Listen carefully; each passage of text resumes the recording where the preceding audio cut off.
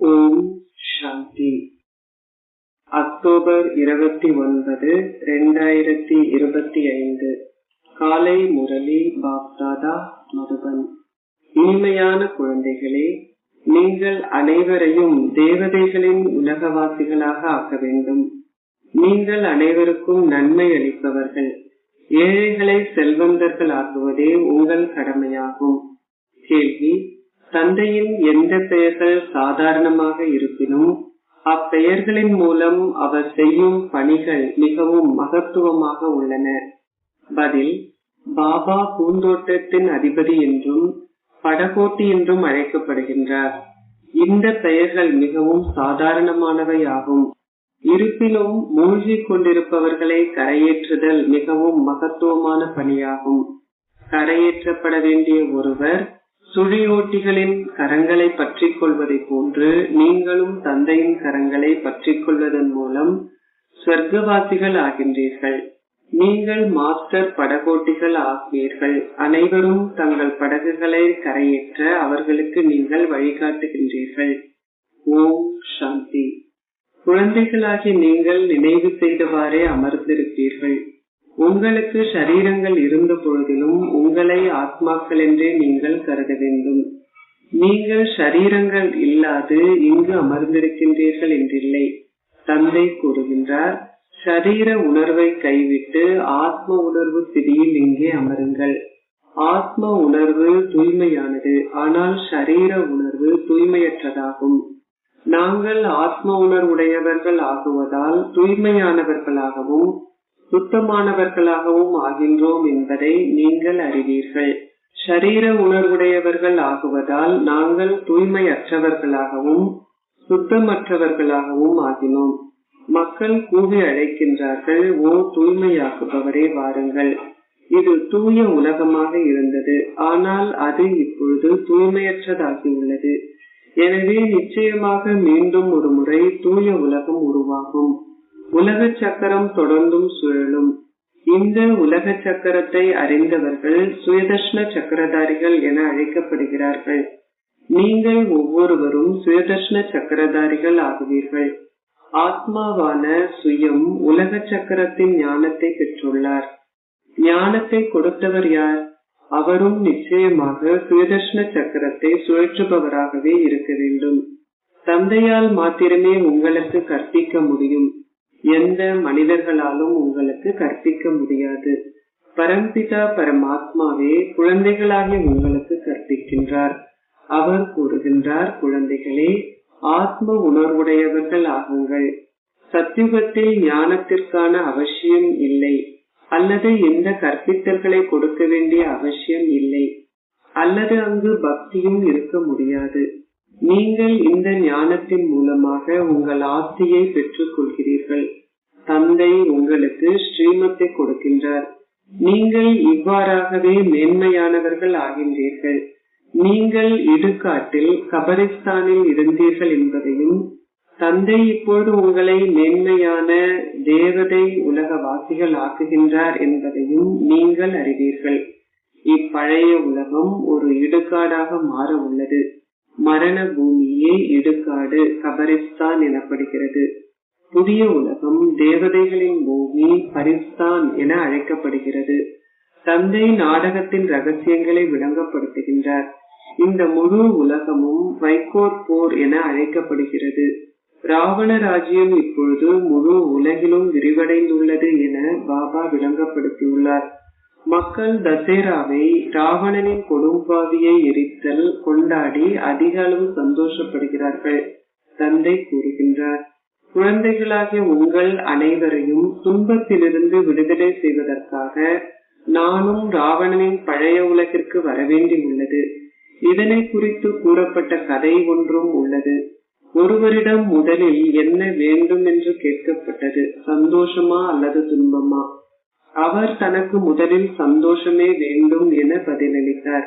ஏனெனில் சந்தோஷத்திற்குள் செல்வதாயின் எந்த மரண தூதுவனாலும் அவரிடம் வர முடியாது என்பதால் ஆகும். அது ஒரு கதையே ஆகும். சந்தோஷ தாமத்திற்குள் என்றுமே மரணம் பிரவேசிக்க முடியாது என தந்தையும் உங்களிடம் கூறுகின்றார். அது அமரத்துவ உலகமாகும். நீங்கள் மரணத்தை வெல்கின்றீர்கள். நீங்கள் அவ்வாறான சர்வ சக்திவான் ஆகின்றீர்கள்.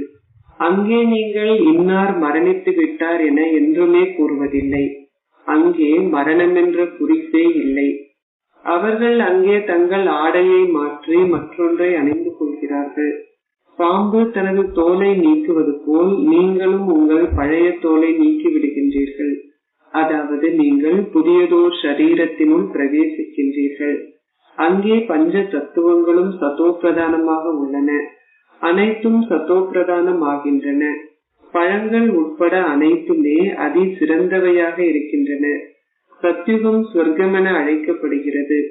அங்கே அவர்கள் மிகவும் செல்வந்தர்களாக உள்ளனர். அவர்களை போன்று மிகவும் சந்தோஷமான உலக அதிபதிகள் வேறு எவரும் இருக்க முடியாது. நீங்களே அவர்கள் என்பதை இப்பொழுது நீங்கள் அறிந்திருக்கின்றீர்கள். ஆகையால் நீங்கள் அதிக அளவு சந்தோஷத்தை கொண்டிருக்க வேண்டும். நீங்கள் அனைவரையும் தேவதை உலகவாசிகள் ஆக்க வேண்டும். நீங்கள் பலருக்கும் நன்மை செய்ய வேண்டும். நீங்கள் மிகவும் செல்வந்தர்கள் ஆகின்றீர்கள். மற்ற அனைவரும் ஏழைகள் ஆகுவார்கள். உங்கள் கரங்களை அவரது கரங்களோடு இணைத்துக் கொள்ளும் வரை உங்களால் சொர்க்கவாசிகள் ஆக முடியாது.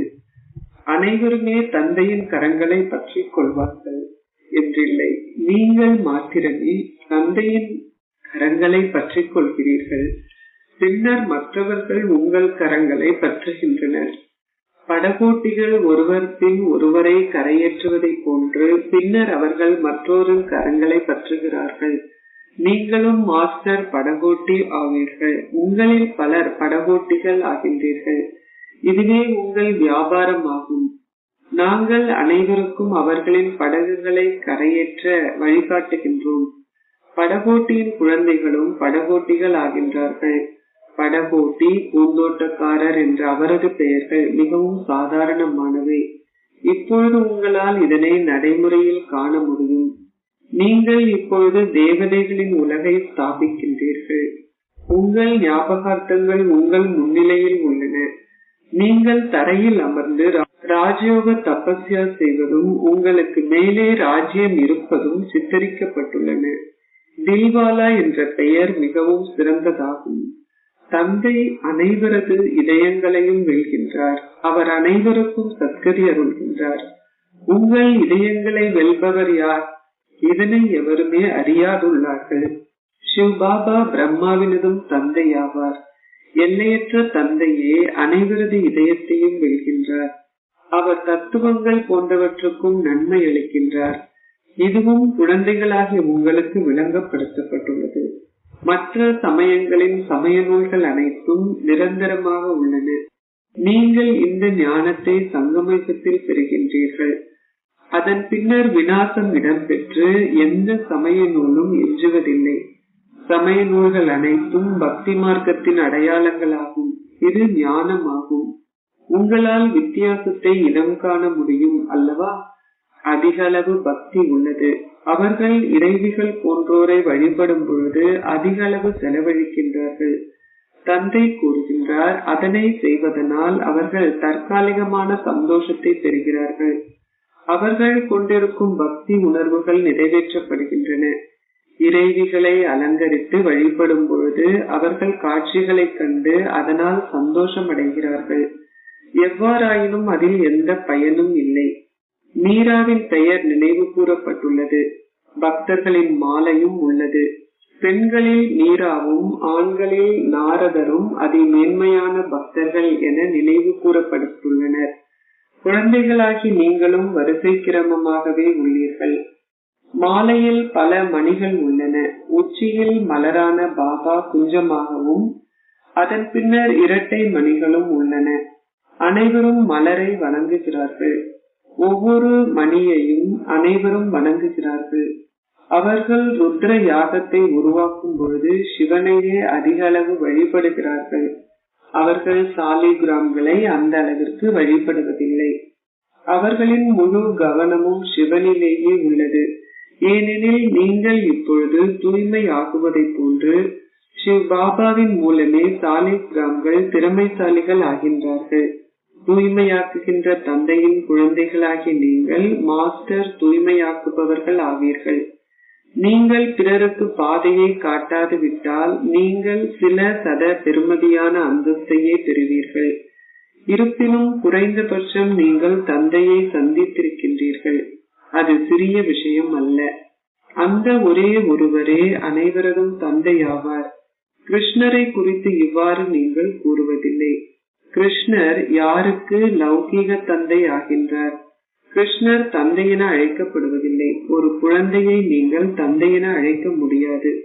அவர் தம்பதியரில் ஒருவராகி குழந்தைகளை உருவாக்கும் பொழுதே அவர் தந்தை என அழைக்கப்பட முடியும்.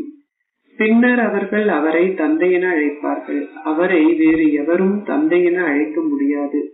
எவ்வாறாயினும் முதியவர் ஒருவரையும் தந்தை பாபுஜி என அழைக்கலாம். இவரோ அனைவரதும் தந்தை ஆவார். அவர்கள் சகோதரத்துவத்தை பற்றி பாடுகிறார்கள். கடவுளை சர்வ வியாபி என கூறுவதன் மூலம் அது தந்தைத்துவம் ஆகின்றது. குழந்தைகளாகி நீங்கள் பெரிய ஒன்று கூடல்களில் விளங்கப்படுத்த வேண்டும். நீங்கள் சொற்பொழிவு ஒன்றை ஆற்றச் செல்லும் முன்னர் நீங்கள் எப்பொழுதும் முதலில் அதற்குரிய தலைப்பை கடைந்து அதனை பற்றி எழுதி கொள்ள வேண்டும். தந்தைக்கு ஞானத்தை கடைய வேண்டிய அவசியம் இல்லை. அவர் ஒரு கல்பத்திற்கு முன்னர் உங்களுக்கு எதனை கூறினாரோ அதனை மாத்திரம் கூறிய பின்னர் திரும்பி சென்று விடுகின்றார். நீங்கள் தலைப்புகளை விளங்கப்படுத்த வேண்டும். முதலில் அதனை எழுதி கொண்டு பின்னர் அதனை மீண்டும் வாசியுங்கள். சொற்பொழிவு ஒன்றை ஆற்றிய பின்னர் நீங்கள் கூறத் தவறிய குறிப்பிட்ட கருத்துக்களையும் பற்றி நினைக்கின்றீர்கள். இதனை விளங்கப்படுத்தி இருந்தால் சிறப்பாக இருந்திருக்கும். அவ்வாறு நடைபெறுகின்றது. நீங்கள் ஏதாவது ஒரு கருத்தை மறந்து விடுகின்றீர்கள். முதலில் அவர்களிடம் கூறுங்கள், சகோதர சகோதரிகளே, ஆத்ம உணர்வில் இருங்கள். இதனை என்றுமே மறக்காதீர்கள். அத்தகைய செய்திகளை எவரும் எழுதுவதில்லை. முதலில் அனைவரிடமும் கூறுங்கள், ஆத்ம உணர்வில் இருங்கள். ஆத்மாக்களாகிய நீங்கள் அழிவற்றவர்கள். தந்தை இப்பொழுது வந்து உங்களுக்கு ஞானத்தை கொடுக்கின்றார். தந்தை கூறுகின்றார், என்னை நினைவு செய்வதனால் உங்கள் பாவங்கள் அழிக்கப்படும். சரீரதாரிகளை நினைவு செய்யாதீர்கள். உங்களை ஆத்மாக்கள் என கருதுங்கள். நாங்கள் அவ்விடத்து வாசிகள் ஆவோம். எங்கள் பாபா உபகாரியான சிவன் ஆவார். ஆத்மாக்களாகிய நாங்கள் அவரின் குழந்தைகள். தந்தை கூறுகின்றார், ஆத்ம உணர்வில் இருங்கள். நான் ஓர் ஆத்மா. தந்தையை நினைவு செய்வதனால் உங்கள் பாவங்கள் அழிக்கப்படும். இவை கங்கையில் நீராடுவதால் அழிக்கப்படுவதில்லை. தந்தையின் வழிகாட்டல்கள் என்னை நினைவு செய்யுங்கள் என்பதாகும். அவர்கள் கீதையை கற்று அதனை மேற்கோள் காட்டுகிறார்கள். அதர்மம் தழைத்தோங்கும் பொழுது நான் வருகின்றேன். அவர்கள் இதனை கூறினாலும் அதன் அர்த்தத்தை புரிந்து கொள்வதில்லை. தந்தை எவ்வாறு சேவை செய்வது என்று உங்களுக்கு ஆலோசனை வழங்குகின்றார். சிவ் பாபா கூறுகின்றார், உங்களை ஓர் ஆத்மாவாக கருதி சிவ் பாபாவை நினைவு செய்யுங்கள். கிருஷ்ணரே அதனை கூறியதாக அவர்கள் நம்புகிறார்கள். சிவ் பாபா குழந்தைகளாகிய எங்களிடம் என்னை நினைவு செய்யுங்கள் என கூறுகின்றார் என நீங்கள் கூறுகின்றீர்கள். என்னை நீங்கள் எந்த அளவிற்கு அதிகமாக நினைவு செய்கின்றீர்களோ அந்த அளவிற்கு அதிகமாக நீங்கள் சதோப்பிரதானமாகி உயர்ந்ததோர் அந்தஸ்தையும் பெற்றுக் கொள்கிறீர்கள். உங்கள் இலக்கும் லட்சியமும் உங்கள் முன்னிலையில் உள்ளன. நீங்கள் முயற்சி செய்வதன் மூலம் உயர்ந்ததோர் அந்தஸ்தை பெற வேண்டும். வேறு இடங்களில் உள்ளவர்கள் தம் தம் சமயத்தில் உயர்ந்த அந்தஸ்தை பெறுவார்கள். நாங்கள் மற்றோரின் சமயங்களுக்குள் செல்வதில்லை. அவை பின்னரே வருகின்றன. தங்களுக்கு முன்னர் வைகுந்தம் இருந்தது என அவர்கள் அறிந்துள்ளார்கள். பாரதமே அதி புராதன தேசமாகும். ஆனால் அது எப்பொழுது இருந்தது என்பதை எவரும் அறிய மாட்டார்கள். அவர்கள் அவர்களை இறைவர் இறைவி என அழைக்கின்றார்கள். ஆனால் தந்தை கூறுகின்றார், அவர்களை இறைவர் இறைவி என அழைக்க முடியாது. நான் ஒருவர் மாத்திரமே கடவுள் ஆவேன். நீங்கள் பிராமணர்கள். தந்தை பிராமணர் என அழைக்கப்படுவதில்லை. அவர் அதிமேலான கடவுள் ஆவார். அவருக்கு ஷரீர பெயர் இல்லை. நீங்கள் அனைவருமே உங்கள் ஷரீரத்திற்கான பெயரை கொண்டிருக்கின்றீர்கள். ஓர் ஆத்மா ஆத்மாவே. அவர் பரமாத்மா ஆவார். அந்த ஆத்மாவின் பெயர் சிவன் ஆகும். அவர் அஷரீரி ஆவார். அவருக்கு சூக்ஷ்ம சரீரமோ பௌதிக சரீரமோ இல்லை. ஆகையால் அவருக்கு ஒரு வடிவம் இல்லை என்று அர்த்தமல்ல. பெயருள்ள எதற்கும் நிச்சயமாக ஒரு வடிவமும் உள்ளது. பெயரோ வடிவமோ இல்லாத எதுவும் இருப்பதில்லை. தந்தையான கடவுள் பெயருக்கும் ரூபத்திற்கும் அப்பாற்பட்டவர் என கூறுவது மிகவும் பெரிய அறியாமையாகும். தந்தை பெயருக்கும் ரூபத்திற்கும் அப்பாற்பட்டவராயின் குழந்தைகளும் பெயரும் ரூபத்திற்கும் அப்பாற்பட்டவராகவே இருந்திருக்க வேண்டும். அவ்வாறாயின் உலகமே இருந்திருக்க முடியாது. இப்பொழுது உங்களால் மிகவும் நன்றாக விளங்கப்படுத்த முடியும். இறுதியில் குருமார்களும் புரிந்து கொள்வார்கள். இப்பொழுது இது அவர்களின் ராஜ்யம். நீங்கள் இப்பொழுது இரட்டை அகிம்சாவாதிகள் ஆகின்றீர்கள். தேவர்களின் பரம தர்மமாகிய அகிம்சை இரட்டை அகிம்சை தர்மம் என நினைவு கூறப்பட்டுள்ளது. ஒருவரை பௌதீகமாக அடித்தல் அல்லது எவருக்கும் துன்பம் கொடுத்தல் என்பது வன்முறையாகும். தினமும் தந்தை விளங்கப்படுத்துகின்றார். உங்கள் எண்ணங்கள், வார்த்தைகள் அல்லது செயல்களினால் என்றுமே துன்பம் விளைவிக்காதீர்கள். உங்கள் எண்ணங்களில் ஏதோ ஒன்று நிச்சயமாக தோன்றிக் கொண்டிருக்கும். சத்திய யுகத்தில் உங்கள் எண்ணங்களில் அவ்வாறு எதுவும் தோன்றாது. இங்கே அது உங்கள் எண்ணங்கள், வார்த்தைகள், செயல்களில் பிரவேசிக்கின்றது. அங்கே நீங்கள் இந்த வார்த்தைகளை கேள்விப்பட மாட்டீர்கள். சத்சங்கம் போன்ற எந்த ஒன்று கூடலும் அங்கே இருக்கவும் முடியாது. உண்மையானவர் ஆகுவதற்காக சத்தியமானவருடன் கூடும் ஒரே ஒரு உண்மையான ஒன்று கூடல் மாத்திரமே உள்ளது. ஒரே ஒரு தந்தை மாத்திரமே சத்தியமானவர். சாதாரண மனிதரிலிருந்து சத்திய நாராயணன் ஆகின்ற கதையை தந்தை இங்கு அமர்ந்திருந்து உங்களுக்கு கூறுகின்றார். இதனை கேட்பதனால் நீங்கள் நாராயணன் ஆகின்றீர்கள். பின்னர் பக்தி மார்க்கத்தில் நீங்கள் சத்திய நாராயணன் ஆகும் கதையை அதிக அளவு அன்புடன் கேட்கின்றீர்கள்.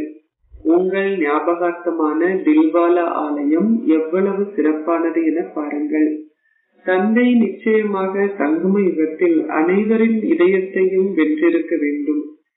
ஆதி தேவரும் தேவியும் குழந்தைகளும் இங்கே அமர்ந்திருக்கிறார்கள். இதுவே உண்மையான ஞாபகார்த்தமாகும். உங்களை அன்றி வேறு எவருக்கும் அதன் வரலாறும் புவியலும் தெரியாது. அது உங்கள் ஞாபகார்த்தமாகும்.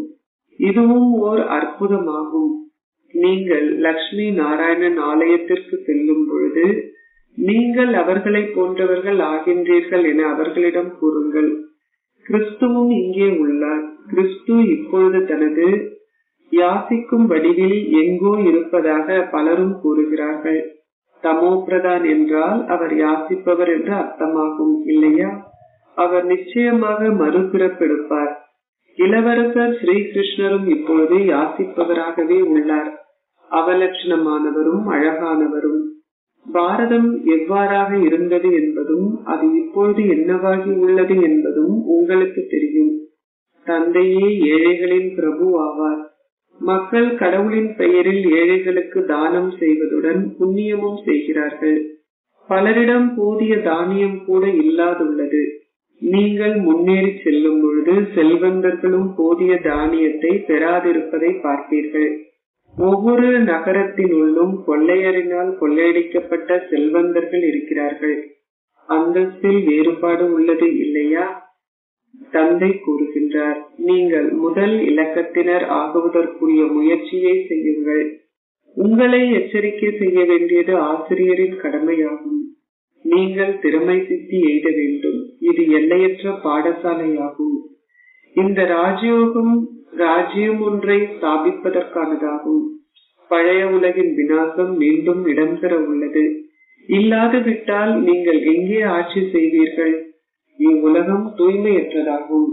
கங்கையே தூய்மையாக்குபவர் என மக்கள் கூறுகிறார்கள். தந்தை கூறுகின்றார், இந்நேரத்தில் பஞ்ச தத்துவங்களும் தூய்மையற்று உள்ளன.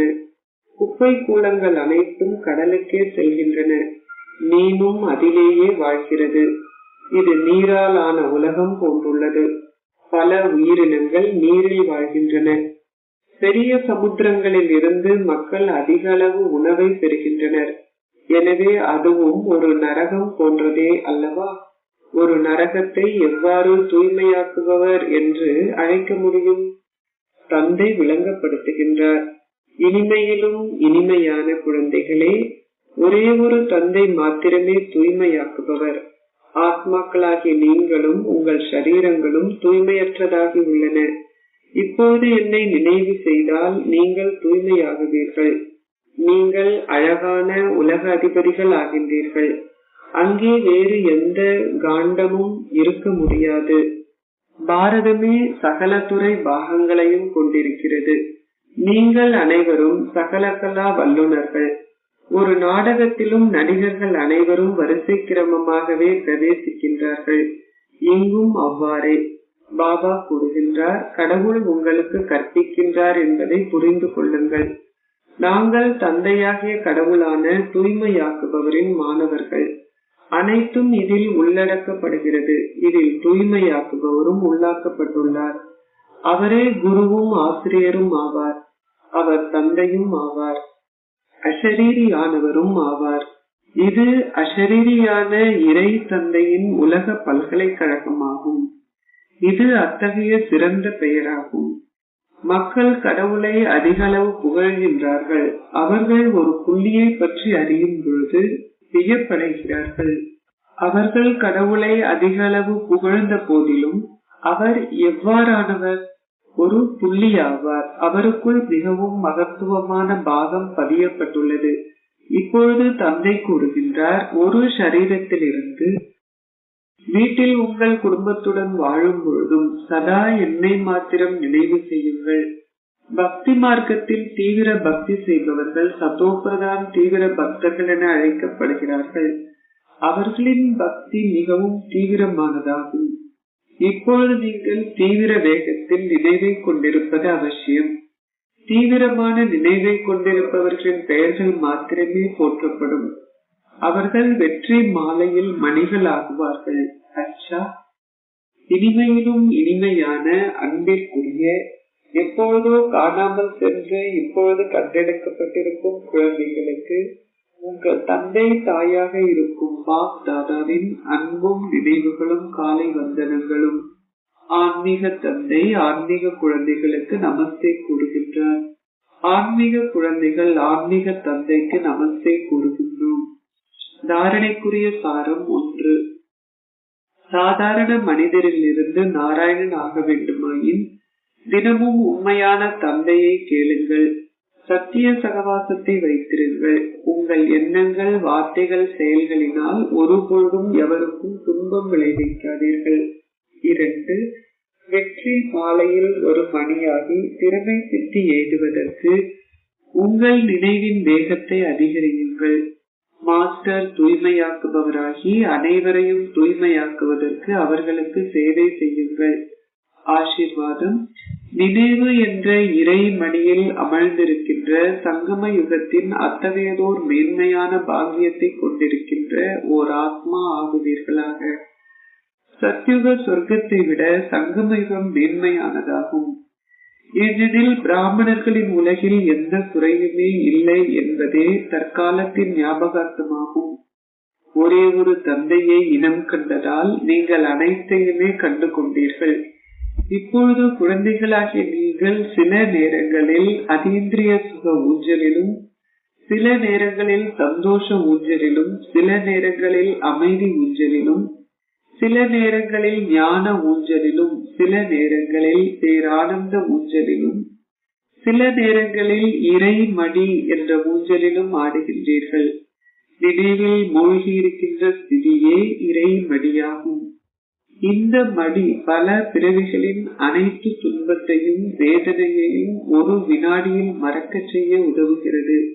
எனவே இந்த மேன்மையான சமஸ்காரங்களை சதா உங்கள் விழிப்புணர்வில் வைத்திருந்து ஒரு பாக்கியசாலி ஆத்மா ஆகுங்கள். ஸ்லோகம். பாபா உங்கள் பாட்டை பாடும் வகையிலும் நீங்கள் பாபாவின் பாட்டை பாடும் வகையிலும் அத்தகைய தகுதியை அடையுங்கள். அவ்யக்த இஷாரா. தனக்காகவும் மற்ற அனைவருக்காகவும் யோக சக்தியை உங்கள் மனதின் மூலம் பயிற்சி செய்யுங்கள். இந்த பயிற்சியை சக்தி மிக்கதாக்குவதற்கு முதலில் உங்களில் பரிசோதனை செய்து பாருங்கள். ஒவ்வொரு மாதமுமோ அல்லது 15 நாட்களுக்கு ஒரு முறையோ ஒன்று அல்லது ஏதாவது ஒரு குறித்த தெய்வீக குணத்தை அல்லது சக்தியை இதனுடன் உங்களில் பரிசோதனை செய்து பாருங்கள். ஒன்று கூடலின் மத்தியிலும் தொடர்புகள் உறவு முறைகளில் பரீட்சைத்தால் இருக்கும். எனவே அனைத்திற்கும் முதலில் உங்களில் பரீட்சித்து குறித்த தெய்வீக குணம் அல்லது சக்தியில் அனுபவம் செய்தால் இதனை பிறரிடத்திலும் பரீட்சித்து பார்க்கும் ஆர்வமும் உற்சாகமும் உங்கள் இதயத்தில் இயல்பாகவே அதிகரிக்கும். ஓம் சாந்தி.